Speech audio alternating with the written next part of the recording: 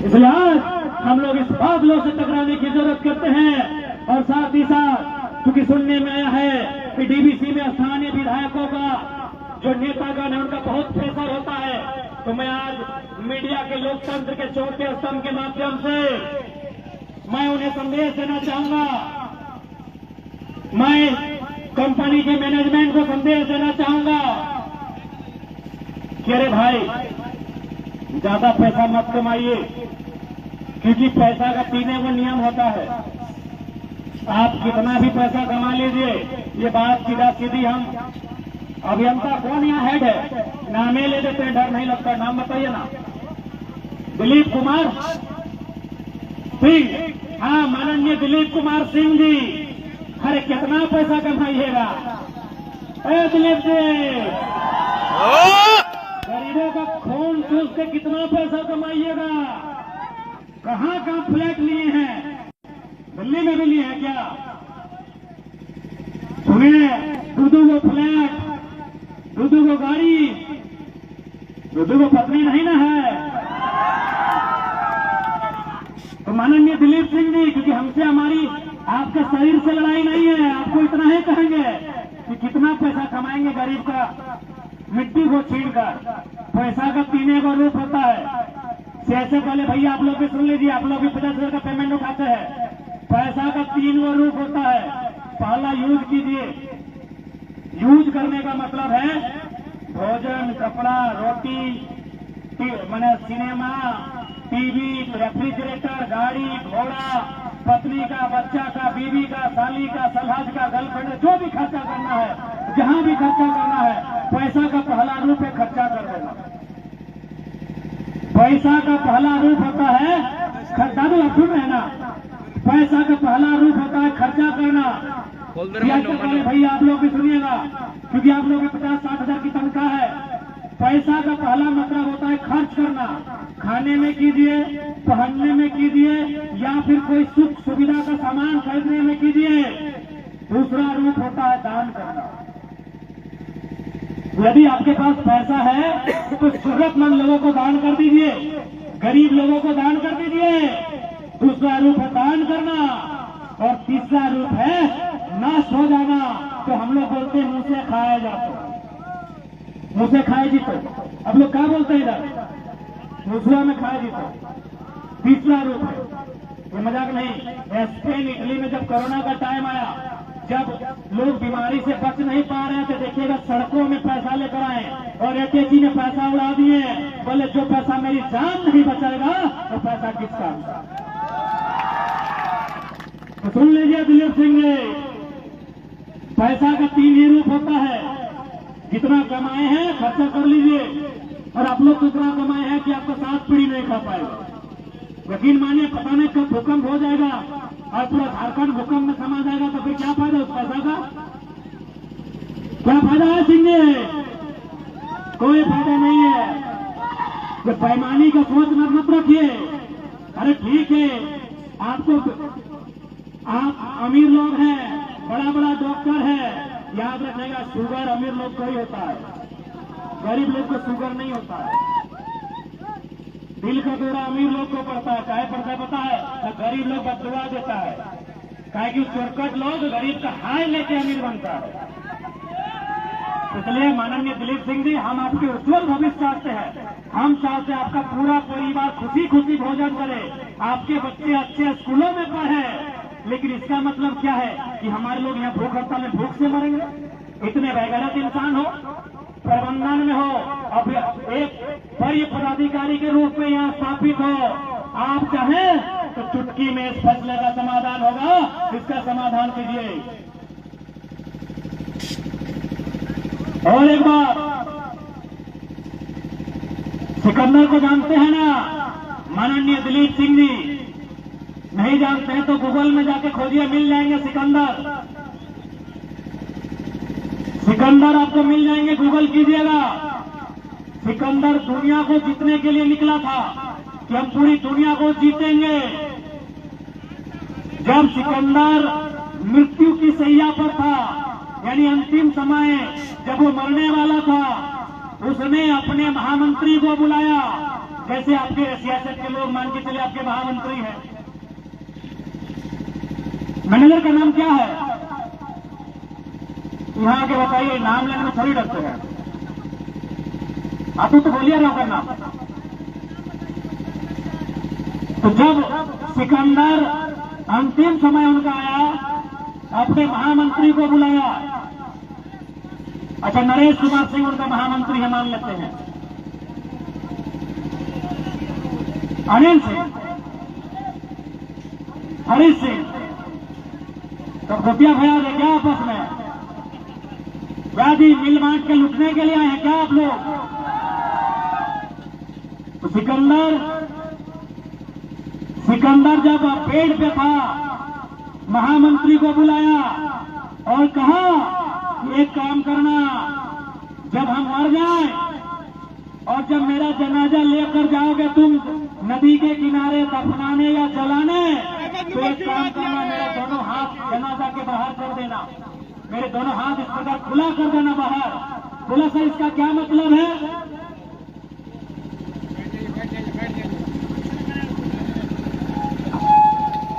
अरे हमने के ना काटते, अपनी काटते, चल उठ ले। तो सिकंदर से पूछा महामंत्री ने कि सर इसका क्या संदेश है कि आपके दोनों हाथ मरने के बाद बाहर क्यों कर दे? बोला इसका ये संदेश है कि जब दुनिया मेरे जनाजे को देखेगी कि मेरा दोनों हाथ, मेरा पूरा शरीर तो कफन में है लेकिन दोनों हाथ मेरा बाहर लटका हुआ है, तब दुनिया को यह आभास होगा कि दुनिया को जीतने वाला सिकंदर खाली हाथ वापस लौट के जा रहा है। तो माननीय दिलीप सिंह जी, सिकंदर का पहला शब्द था कि मेरे दोनों हाथ बाहर करना, क्योंकि दुनिया को यह संदेश देना चाहिए कि सिकंदर खाली हाथ जा रहा है। दूसरा था कि मेरा जितना भी सोना चांदी हम जीते हैं युद्ध में, उसको सड़क पे बिछा देना जहां से मेरा जनाजा गुजरेगा। बोला सर इसका क्या मतलब है? बोला इसका मतलब है कि लाखों अरबों सोना चांदी भी, इतना धन दौलत भी सिकंदर की जान की हिफाजत नहीं कर पाया, तो आप क्या सोचते हैं कौन सा डॉक्टर बचा लेगा जब गरीब का रुतबा लगेगा तो? और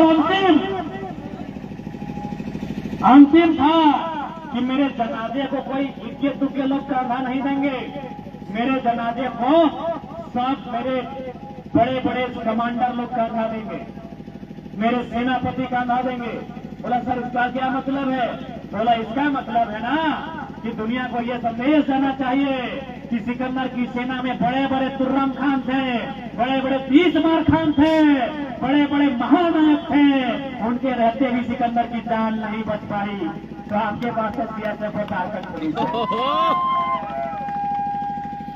है। नरेश सिंह जी डीवीसी के चेयरमैन, आपको सिकंदर का वही संदेश हम पहुंचाना चाहेंगे, गरीबों के साथ जुल्म मत कीजिए।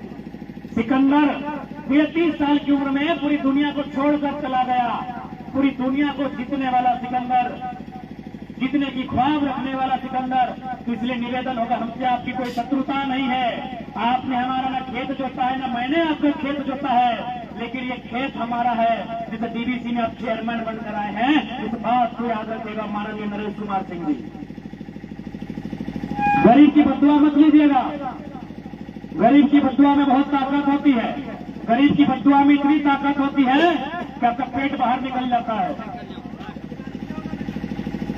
बदुआ मत लीजिएगा। वे गरीब लोग आपसे कुछ एक्स्ट्रा नहीं मांग रहे हैं, ये भूखे लोग जो आज भूख हड़ताल में बैठे हैं, ये लोग अपने जमीन के बदले नौकरी मांग रहे हैं, आपके बाप की जमीन से नौकरी नहीं मांग रहे हैं महोदय, इस बात को याद रखिएगा। ये अपने बाप की जमीन देकर नौकरी मांग रहे हैं, इनके बाप का जमीन गया है इस डीवीसी की योजना परियोजना में, ये आपकी जमीन पर नौकरी नहीं मांग रहे हैं, इस बात को ध्यान रखिएगा, इस बात का ख्याल रखिएगा। ये अपनी जमीन देकर, ये अपना घर द्वार लुटाकर, ये अपने पुरखों की संपत्ति लुटाकर एक मामूली चपरासी की नौकरी मांग रहे हैं, एक मामूली मजदूर की नौकरी मांग रहे हैं। आपका तो एक कितना जमीन नहीं गया है, चेयरमैन बनकर लाखों का तनख्वाह भी ले रहे हैं और सुनने में आया पीछे के दरवाजे से भी ले रहे हैं। इसलिए आज आपको सीधा संदेश होगा, और साथ ही चूंकि बहुत सारे लोग इस आंदोलन को बाहरी भीतरी की बात करते हैं, मैं आज लोकतंत्र के चौथे स्तंभ के माध्यम से अपनी बात को स्पष्ट करना चाहूंगा कि मेरा सोच है कि इंसान भोजन करने की 3 क्वालिटी होती है मेरे साथियों। आज जो आप पैसा कमा रहे हैं, चाहे मजदूर कमाए, चाहे मैनेजमेंट के हेड कमाए या कमांडेंट चीफ कमाए, पैसा रोटी के लिए कमाया जाता है। रोटी को 3 प्रकार से ही खाया जाता है, एक प्रकृति, एक संस्कृति और एक विकृति। रोटी खाने का 3 ही रूप होता है मेरे साथियों, मेरे सियासत के भाइयों, मेरी बहनों और मैनेजमेंट के लोग। रोटी का 3 ही रूप होता है, पहला प्रकृति, दूसरा संस्कृति और तीसरा विकृति। प्रकृति का मतलब होता है जो लोग अपने हिस्से की रोटी खाए, कोडरमा वाले अपनी, धनबाद वाले अपनी, इसे प्रकृति कहते हैं। संस्कृति का मतलब होता है कि कोई अपना हिस्सा दूसरे को बांट कर खाए, इसे संस्कृति कहते हैं। और विकृति का मतलब होता है कोई किसी के हिस्से को लूट कर खाए, इसे विकृति कहते हैं। और फिलहाल हमारे साथ विकृति हो रही है, कोई है जो हमारे हिस्से को लूट कर खा रहा है और इसका हम लोग विरोध करते हैं और करेंगे। इसलिए बाहरी भीतरी की नहीं, यह संस्कृति, प्रकृति और विकृति की लड़ाई है। विकृति का मतलब होता है किसी के हिस्से की रोटी को छीन कर खाना। आज बाकी राज्य के लोग हमारे हिस्से की रोटी को हमसे छीन कर खा रहे हैं, ये वही लड़ाई है।